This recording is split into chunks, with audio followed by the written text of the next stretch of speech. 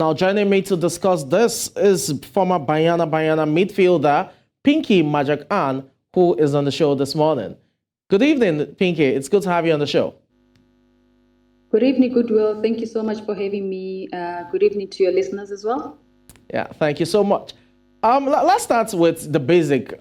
What do you make of South Africa's outing at this year's COSAFA Women's Cup, especially their failure to qualify for the semifinals? Listen, I think with the team, they started off with a little bit of hiccups, the Hollywood bet, because we know some of the players who are based abroad, they are not available. But also it clashes with the COSAFA clashes with the Hollywood bet league that is taking place right now. So some of the players were not being able to be released from their teams. So it was a bit of a hassle for Coach Desiree to get some of the players from the teams and getting 2 players or 3 players from each team. So it was that from the start.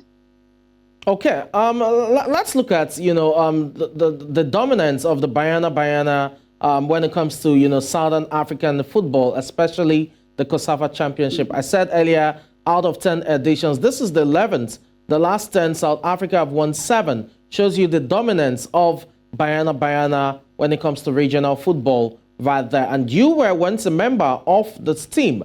Do you think the failure to qualify for the semifinal is a sign that South Africa's dominance when it comes to women's football in COSAFA is waning?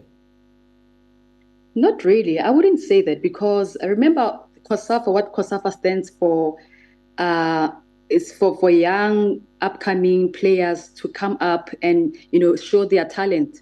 So if we don't do that, we keep on playing the same faces all the time, so we won't have progress. So we take this as a learning curve and also as a building players who are upcoming. So we have a pool of players when we lose the Katlanis, all these players who were featured in the World Cup, so we can replace them. So yes, they didn't advance to the next stage, but however, like I said, we take this as a learning curve, but also as a building block for the team. Okay, let's look at the year in review now for South African women's football. We know it's had that historic high when it comes to the Women's World Cup, with the Banyana team reaching the second round of the Women's World Cup right there. This definitely is a low point, but do you think this has an overall impact considering the stunning year Banyana have had?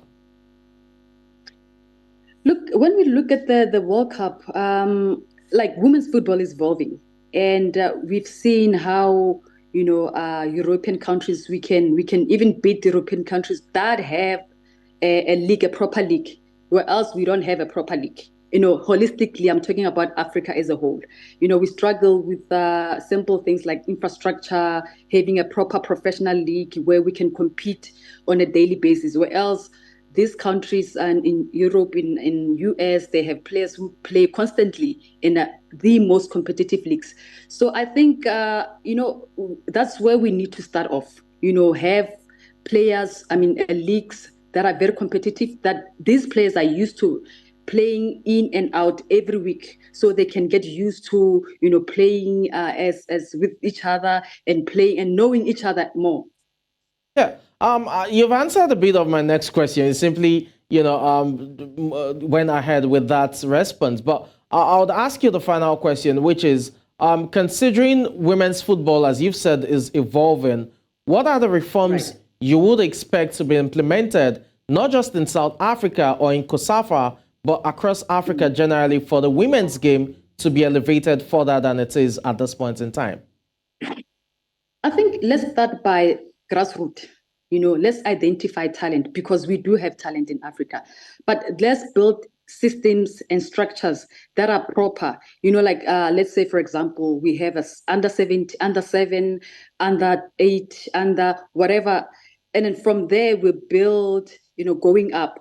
So when we have all these players are competing in the Olympics, in World Cup, and they're fading out, then we have players that are coming in the system that we don't lose them in the system. Even if they go to US, for example, they go to study, they go to other teams, we still have them in the system. We keep track of certain players that are being bought in certain leagues, but we do have systems that are in place, but that are professionally managed. I think that's where we need to start. Basis, development, proper systems.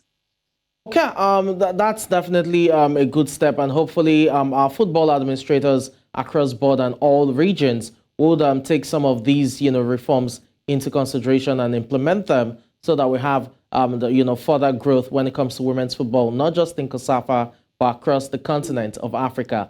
Thank you so much, Pinky Matjekane, for your time on the show this evening. Thank you so much for having me. Thank you.